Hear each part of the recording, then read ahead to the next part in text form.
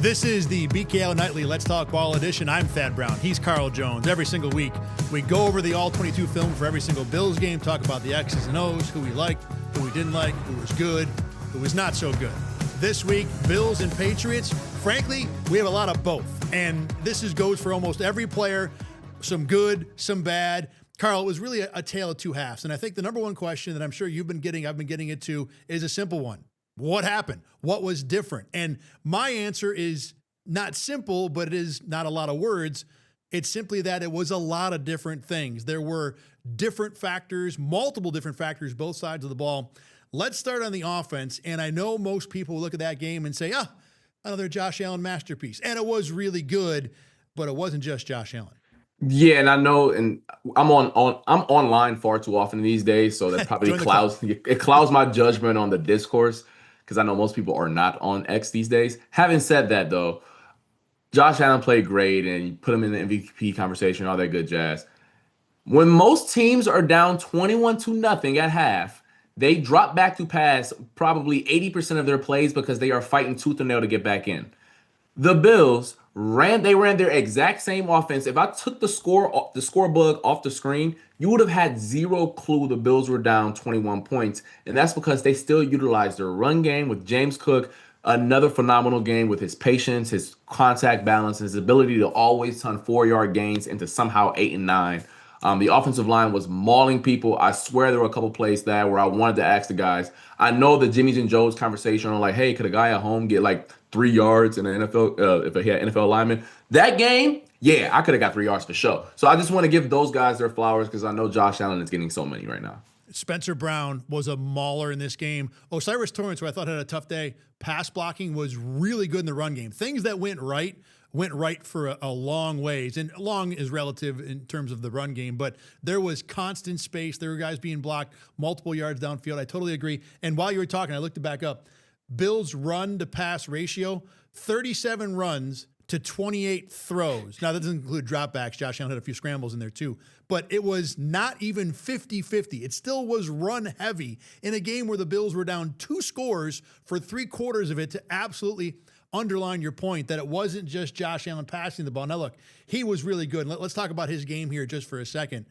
This is the second week in a row where I felt like Josh Allen saw the field well. We've been complaining a lot of this year about, hey, Josh Allen might be having good games, but he's leaving throws in the field. He's leaving the pocket early. This was the second week in a row I didn't really feel like that was the case. I thought he was making good use of the pocket. I thought he was seeing what was there. Now, look, the Bills kind of made it easy for him with a heavy dose of play action in this game and rollout. There wasn't 5 options to read in a lot of situations. But when your quarterback already has that ridiculous talent level, and then on top of that, you give him a game plan that he can manage and does manage at a very, very high level, you see what happens. You get 21-point comebacks on the road. It's that perfect balance of that Clark Kent versus Superman thing where, hey, sometimes he puts on that cape and he knocks down 10 buildings in the process, or sometimes he's far too much Clark Kent and never pulled the cape out. I thought in that second half that he did a good job of checking it down, reading out his progressions, whether it was those mesh concepts on 3rd down, or let's pull the cape out on that 3rd and goal from the 15-yard line. A dot on the move to Dawson Knox. He puts that anywhere else as a pass breakup.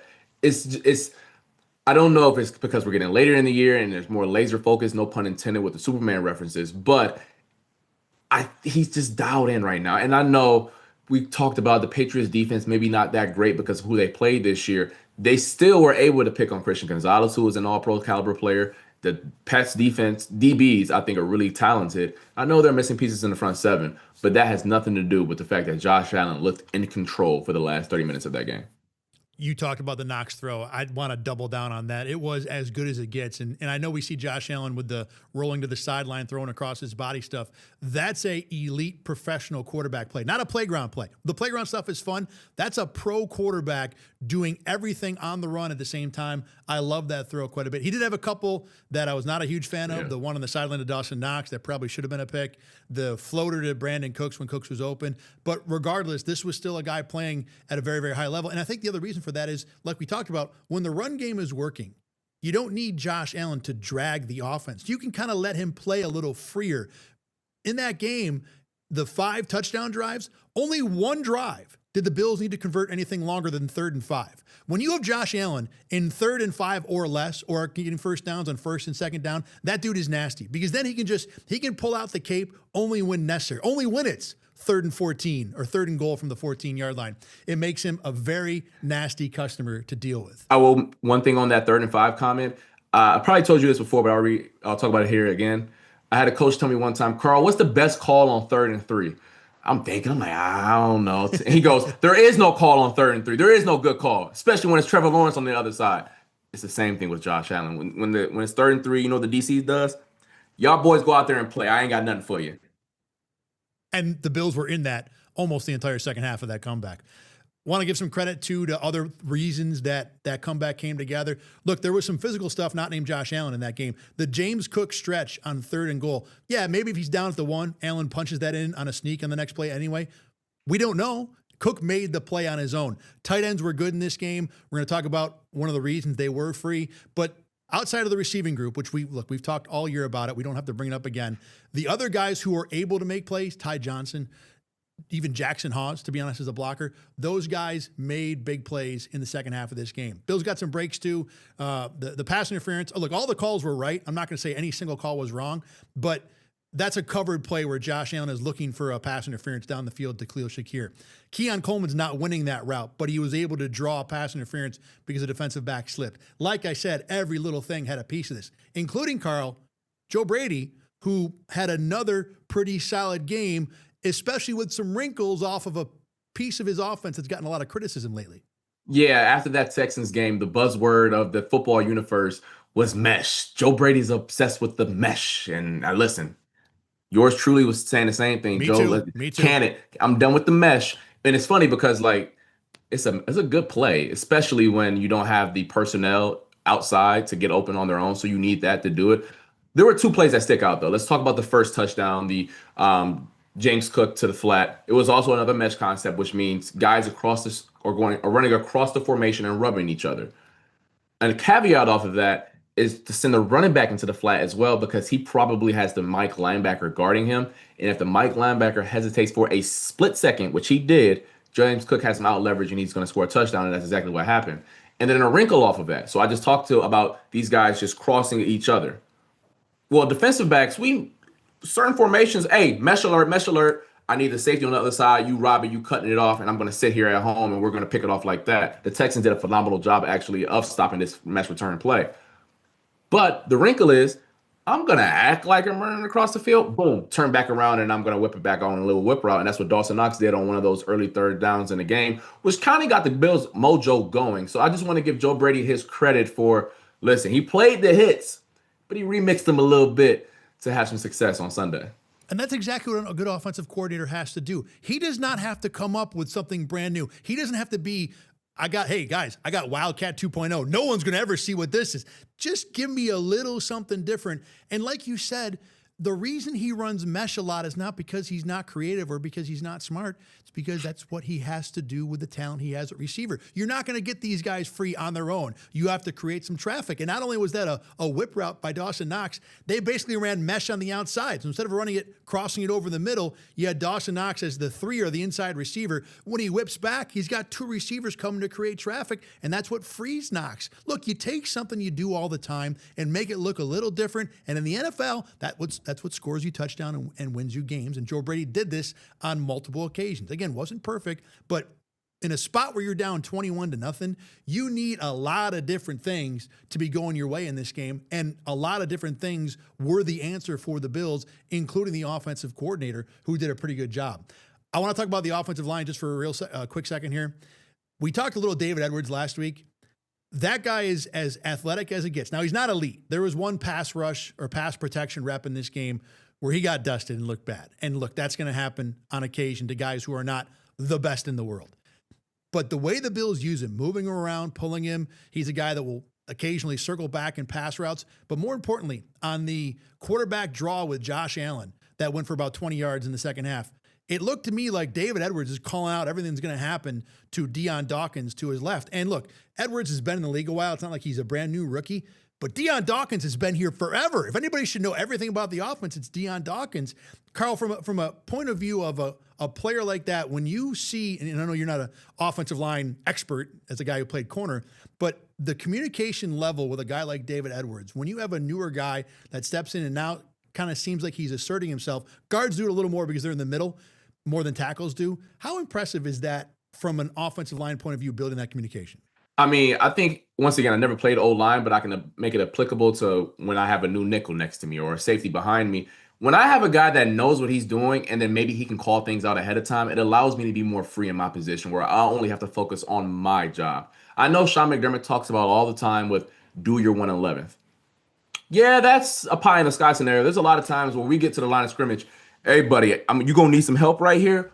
Call God for you for a second here. And the fact that David Edwards is helping out Deion, he's sliding to Connor McGovern. How about, you talked about it, on these dual blocks, his ability to get to the second level and cut off linebackers is so helpful for the Bills running game. And it's a big reason why James Cook is able to get to these second and third level runs. He's been so impressive. We talked about it last week. I do not envy Brandon Beane's position on how he has to figure out Connor McGovern, David Edwards, and then the future extension, if there is one, for O'Cyrus Torrence. But that's a question for March. In the moment, David Edwards has been probably their best interior offensive lineman. And I'm glad you brought up the second level run blocking too, because there were multiple situations in this game. A lot of times an offensive lineman, you ask them to go straight ahead, get the linebacker in front of you. The Bills in this game were asking David Edwards to go downfield, make a right turn, and go a gap or two over and take that running back. And a couple of those were not exactly your textbook block, but he found a way to do it because of the athleticism in space that he has. I've been very, very impressed with 76. One more real quick. Jackson Hawes, pass blocking. I love it. I can't believe how good he is as a solo pass blocker.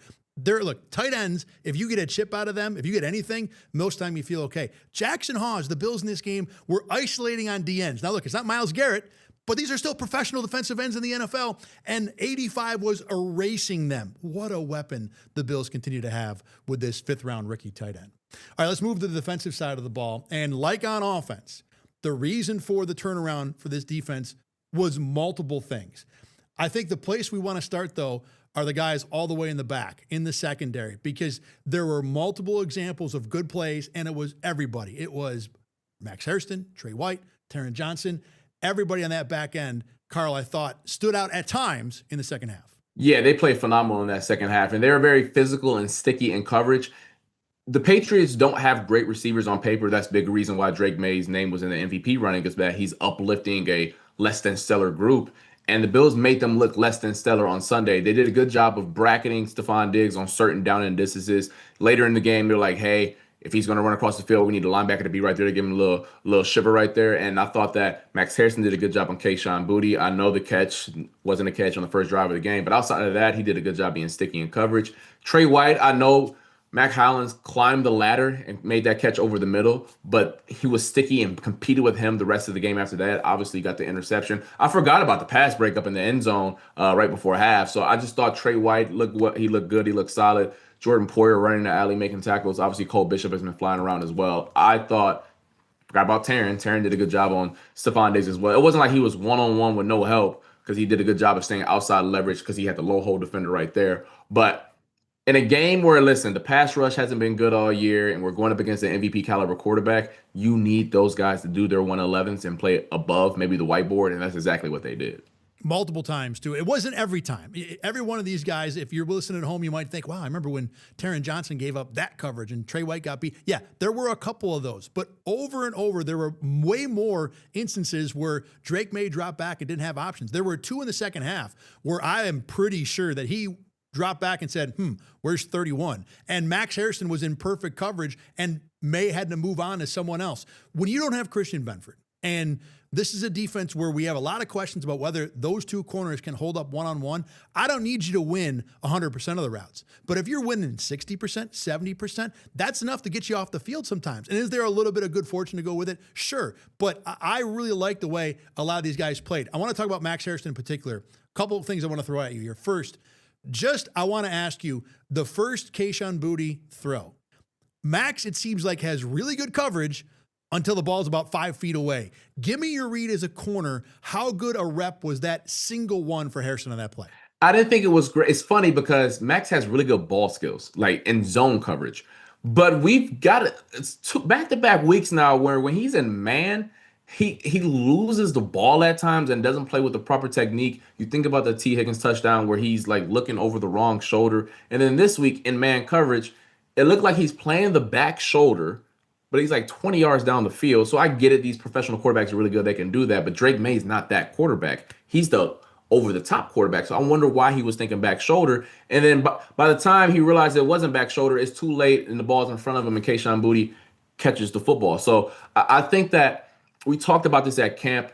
Max, I think we thought was much further along as a zone corner.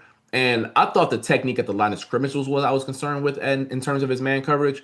But listen, once is a happening, twice is something I gotta have my eyes on going forward about where his eyes are and his ball skills and man coverage. For the record, anybody who's listening, Carl did finger quotes with the catching of the ball for Kayshon Boutte because we know that was not a catch. With Max Hairston, the concern I have from this game is, and going back to the last game, I said it last week, it looked like the game was a little too big for him. The first play of the game, or one of the early plays of the game, Ramondre Stevenson makes a catch, and Max Harrison's trying to make the attack on the sideline, and he's on his shoulders like a little kid on his dad's shoulders, and Matt Milano has to come over there and help him out. Even though there were multiple plays like that again in this game, there were also the plays, like I said earlier, where he sticks. The concern I have right now is, like you said, we thought he'd be a good read and react, drive on a route kind of zone cover guy. And when I look up, it seems like he is constantly in man coverage. Even when the coverage is shaded away, he's doing one-on-one down the sideline. Some of that might be what the routes are the receivers are giving him. But it feels like Max Hairston is not getting an opportunity, not nearly enough, to use the attributes that made him a first-round pick. Yeah, and I think some of that is game plan specific. And listen, he may not be great in man coverage, but still think if you're a coaching staff, you draft a guy in the first round, you better be able to play against Kayshon Boutte. No disrespect to Kayshon Boutte, he's a good player, but we took you in the first round to be able to take on matchups like that. It's a good point too. All right, let's move on to the linebackers here. And I think this game was simply Shaq Thompson, not too good. Matt Milano, a little better. So Shaq down, Matt Milano up. Let's start with the Shaq Thompson side of this because it was a little eye-opening to see a guy he hasn't been great, but he's been exceptionally competent, which is something that the Bills linebacking corps hasn't had a lot of this year. And in this game, he's blowing tackles. He's probably a primary culprit for the first long Travion touchdown run. Give me your read on Shaq Thompson coming out of this game. I thought that he missed some tackles, wasn't great. That's the one thing that we're so proud of him with. And then that long Travion touchdown run. That's a prime example of why linebackers got it so easy on terms of game day when fans is watching, because nobody in their mama thought that was Shaq Thompson's fault. They probably thought, why Cole Bishop ain't tackling, bring him down there? Why the corner ain't bring him down? And then you watch the film back, it looks, don't get it twisted, everyone's getting washed to the left. Milano got washed. I think it was Bosa, maybe Epinesa. There was a defensive end over there that got washed. The D tackle got chipped into the inside. But there was a gap that I'm pretty sure 54 was supposed to be in. It wasn't like some complex play where they were pulling guards and tackles and shifting that way. Shaq had a gap to be in. He wasn't there. Just a bad example of a defense that over the last like 3 weeks or so has been pretty decent against the run, but it got exposed again on Sunday. Yeah, that was Joey Bosa. He got double teamed, but he got double teamed 5 yards downfield, which is a double team. You got to be a little bit better than that. But there were a lot of different guys. Daquan Jones, Matt Milano both got single blocked on that play. So it wasn't just Shaq Thompson, but he probably had the opportunity to at least slow that play down better than the rest of the guys. With Matt Milano, 2 sacks, 10 tackles. I really walked away from the game on Sunday thinking, he had 10 tackles? Really? When did that happen?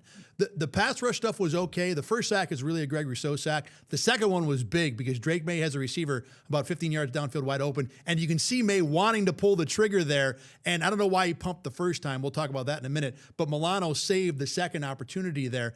Look, I thought Matt Milano was better against the run, too. He was ahead of a lot of blocks, got to the outside. This is not all-pro circa 2018 Matt Milano, but this was a better game. Yeah, that play you're talking about, Kyle Williams is coming over on a dig route, like 15 yards down the field, and Drake had his own issues. That's why he didn't pull the trigger there. But Matt Milano did his job right there and disrupting that throw and getting him down to the ground. I still think he struggles getting off blocks, and like once guards and tackles put his paws on him, it's kind of over with at that point. But when he's in space and he's able to beat a guy to the spot, he's pretty good still. It's just that, you know, when tackles are getting double teamed and they're getting up to him, it's like Yeah, 58's not really doing nothing on this play right here. So I thought that he's healthy, and they've been banged up. Obviously, no Terrell Bernard there. Dorian Williams hasn't done a lot there for them this season. It's an encouraging thing that he made an impact when they needed him, especially in that second half. While I'm thinking of it, this is not apropos of any particular player or thing, but the 65-yard touchdown, the cutback one by Henderson, as someone who's played in the defense, give me a read. It looks like to me Max Hairston has a ridiculously bad and probably somewhat lazy backside pursuit route. AJ Epinesa, I think people wanted to get on, but I think he kind of has to be where he is. But as someone who's played in a defense, what happened on that play? He got nosy. He put his face. He put his face in the trash. That's all that was. Max Harrison. Yeah, Max Harrison. Every single cornerback on planet Earth has put their face in the trash once or twice. Where you think, all right, bet I'm gonna go over here and act like I'm gonna get in the mix, make a couple tackles, be physical, bump shoulders with somebody. Lo and behold, the trash got out right behind you and is off to the races. It's so unfortunate because once again, when DBs mess up in the run game, my grandma at home know it's your fault. But that was Max Harrison's fault. He got to do a better job of being more aware in that situation. Let's move it to the pass rush now because I was disappointed with the return of the Joey Bosa, Greg Rousseau combo. There were moments, and I think Greg Rousseau, one of the things I'm noticing, it feels like he is limited in his pass rush attack game right now. He can straight arm you and get a push and drive an offensive lineman back, and there's not much else going on. Now, look, footing has been an issue the last couple weeks, so maybe that's a part of it. But for a guy that I've always seen improve week after year after year after year, I have not seen that with Greg Rousseau this year. Maybe he's reached his ceiling, who knows. Even Joey Bosa, though, was not overly dominant. A couple of hits, but Drake May, in a lot of situations, even at the very end when the Bills' defense was making plays, had more than enough time to throw the ball in this game.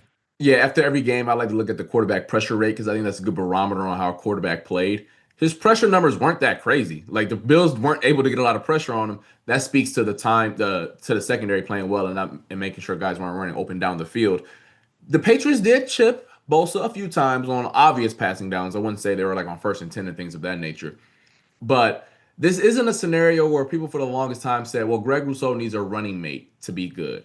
He's getting single blocked and not winning. So it don't matter if it's Micah Parsons or me and you on the other side. You got to win. I'm not saying all the time, but you got to be more impactful as a pass rusher. Obviously, he made a few good plays in the run game. I think the one that stands out was the early on in the second half or maybe the second quarter. But in terms of once we get late into the year where these teams are so dialed into what everything you got going on, we need you to win, especially backup left tackle. Will Kimball didn't play in this game. The Bills only sent 3 blitzes in the second half. I know we talked last week about living in the volatility. There were different formations and different looks certainly that were given, but there wasn't a whole lot of, damn the torpedoes, we're just going to go out and attack this quarterback. And I don't know if that's respect for where Drake May is as a second-year quarterback, because it certainly can't be respect for the receiving corps. It's not like you need to drop 7 back and cover, or you shouldn't need to, and the guys individually played pretty well in this game. As for Drake May, you know, we've this whole show, the theme it's been a lot of different things went into this Bills comeback. Drake May being not nearly as good as was advertised as a part of this. I know there's a lot of talk about, like you said, him as an MVP, where he's at. I think he's going to be really good. I think he's got all the tools. I liked a lot of what I've seen. In this game, with multiple opportunities to stop the tidal wave that eventually enveloped the Patriots, Drake May missed and missed and missed. Yeah, that first half, I thought, once again, the running game was really the catalyst to the first half, but I still thought he played well. The Kayshon Boutte catch was a good throw. I thought that He also made a good throw over the middle to Drake May. To Matt Collins, excuse me. So, and I thought I'm going to rattle off some stats here, which I think are a microcosm of how this game flipped. In the first half, the Bills played single high, 1 safety deep on 50% of Drake May's dropbacks, which makes it, I don't want to say easy, but it kind of declares the coverage of what it's going to be. It's either going to be cover 3 or cover 1. And as a quarterback, you kind of have an idea of where you're going to go with the football. That number skyrocketed in the second half to 86% of Drake May's dropbacks, which means if it's 2 high safeties, we can do a lot of funky stuff underneath. We can play 2-man like you just alluded to. We can play cover 2 with the quarters hard on the outside, cloud things up so you can't really hit the flats. We also can play cover 6, which they play a lot of, which is cover 2 on one side and then cover 4 on the other. And cover 4 kind of turns into man coverage more often than not. So I thought that they did a good job of taking away the great deep ball that Drake May has and saying, you know what, rookie or young buck, we're going to force you to be accurate down in and down out. If that was Joe Burrow, that game plan wouldn't have worked because Joe Burrow was always going to find the right answer. But against a guy like Drake May who hasn't seen every coverage out there, I thought they exposed some of his I don't want to say limitations because I still think he's going to be a phenomenal player. But he's young, and I thought the learning curve it came to him a little bit because there were some times where I'm like, "Hey, buddy, you should have got to the backside dig way quicker than you did." The other part of it too is I thought that the miss he had to Hunter Henry early in the fourth quarter, that was nearly a Jordan Poyer interception, and this is me trying to deep read it. It really felt like that spooked him a little bit because the throw later we talked about with Kyle Williams, you see him see it. And I don't know why he's not pulling the trigger. It wasn't even close to not open. It was as wide as it gets. And it was unsure. There was the scramble play later where Ramondre Stevenson probably was open in the flat. He didn't bother to try and make that throw. Look, Drake May's only in year 2. This is start like what, probably 28, something like that.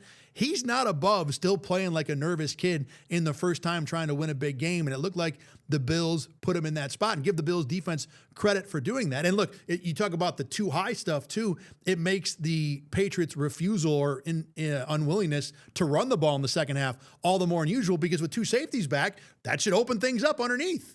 Yeah, Josh McDaniels has had a phenomenal season this year. So phenomenal that people forget about his first 2 failures as a head coach, and they think he should get a third. And the fact that he, for some godforsaken reason, didn't want to run the rock in the second half. I think there were 15 dropbacks to 3 design runs. Hello, the Bills' pass defense ain't that bad. The run defense is historically awful. What are we doing there? But it ain't the Bills' fault. And I still do want to give McDermott, Babbage, and the guys on the back end for executing the shifts that they made at halftime. Because how many times have you heard, we ain't changed nothing at halftime, we just started playing better? Yeah, okay, I'm sure that was a little bit. You guys changed a lot in the second half here, which I do want to give them credit for. Where do you land as a defensive player when you have a staff that you trust can figure things out on the fly? Because this is not the first time that, especially on defense, the Bills have been a whole lot better in half number 2. It was kind of frustrating because it was like, where was this in the first half? Exactly. That's part of it too. That's why I ask you. It's a little frustrating. But it does give you confidence that they will find the answers. It's just that, like, hey, buddy, I would have liked to have this answer on Thursday in practice so we could execute it then instead of waiting till, I don't know, 2:30 on Sunday afternoon to figure it out.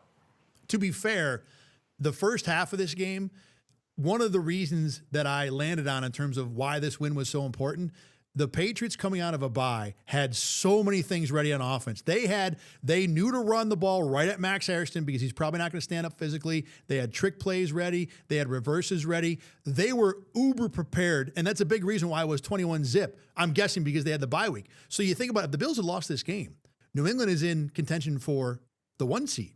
So now, with what they had coming out of a bye, if you, let's say we're Buffalo and you're going to go face New England in week 2 of a playoff after they get the 1 seed, preventing that from happening, I think, went potentially a long way towards keeping the Bills alive in the playoffs, because Mike Vrabel's offense was ready to go for this game coming out of the bye.